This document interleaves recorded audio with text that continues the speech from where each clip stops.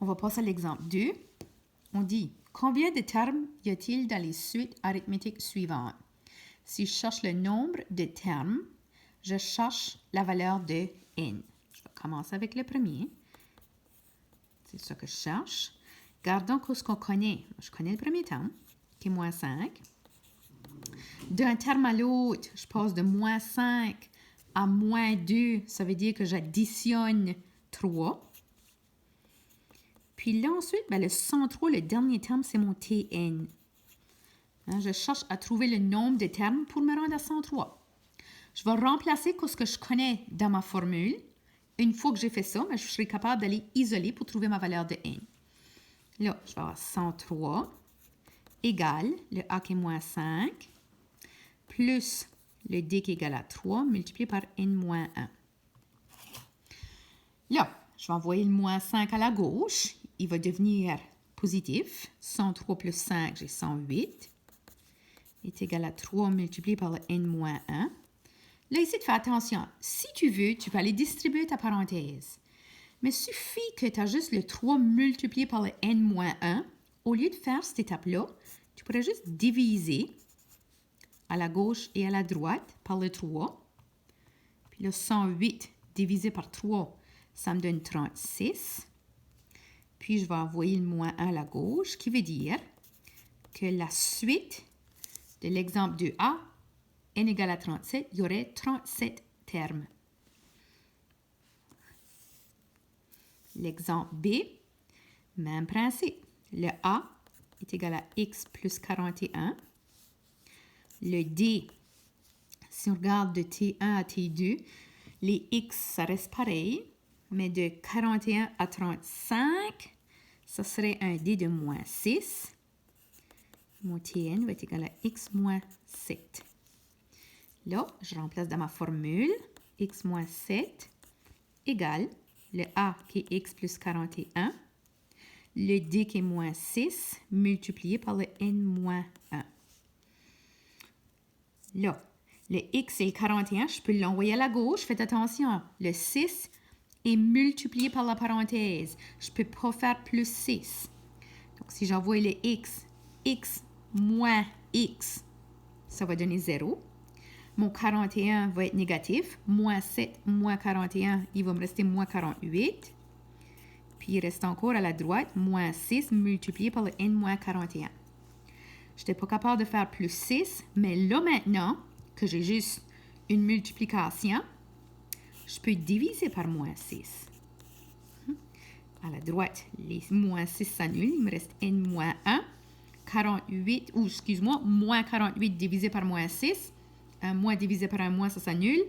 Il va me rester 8, qui me donne que n égale 9. Quand est-ce que vous faites vos calculs, qu'il y ait des variables ou qu'il n'y en ait pas, rappelle-toi que n représente le nombre de termes, qui veut dire que n devrait toujours être un entier positif. Ça peut t'aider lorsque tu fais tes calculs, si tu fais une erreur, si tu arrives avec une réponse négative ou avec un nombre décimal, ça te dit qu'il y a une erreur en quelque part. Je vais aller regarder maintenant l'exemple 3. Dans une suite arithmétique, tu as le T12 égale 52, T22 est égal à 102. On te demande de trouver le Tn et le T37. Il y a différentes manières de faire ça. Moi, la manière que j'aime, je vais juste écrire la formule de nouveau. A plus D fois N moins 1. Si j'écris mon T12 égale à 52, ça me donne N, puis ça me donne un terme. Je vais remplacer ça dans mon équation. 52 est égal à A que je ne connais pas.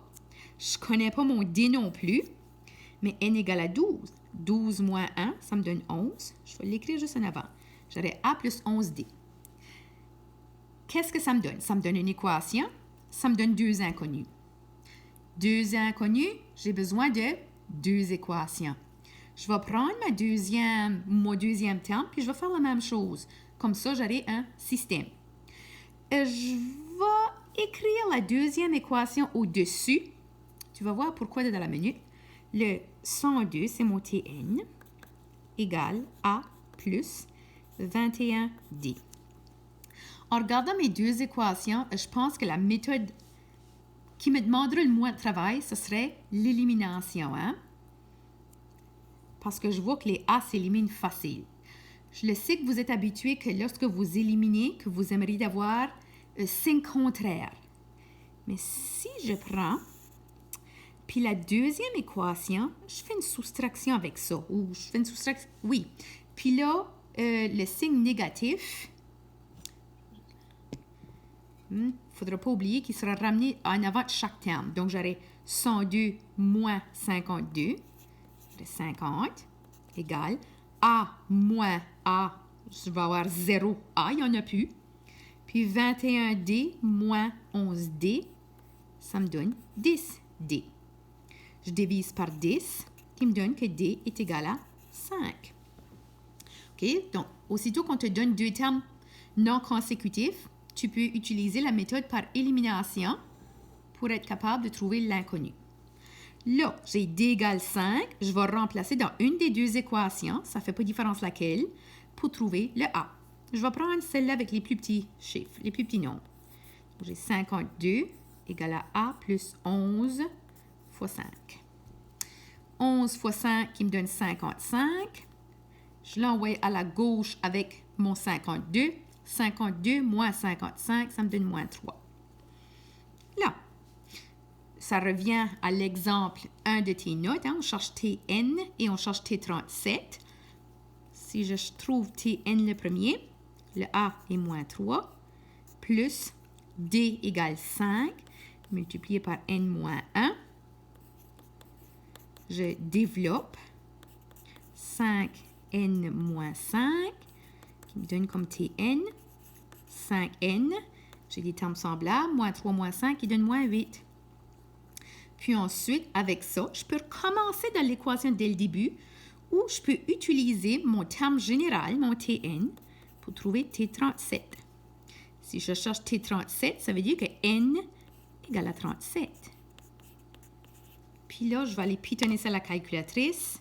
5 fois 37 moins 8, ça me donne T37 égale 177.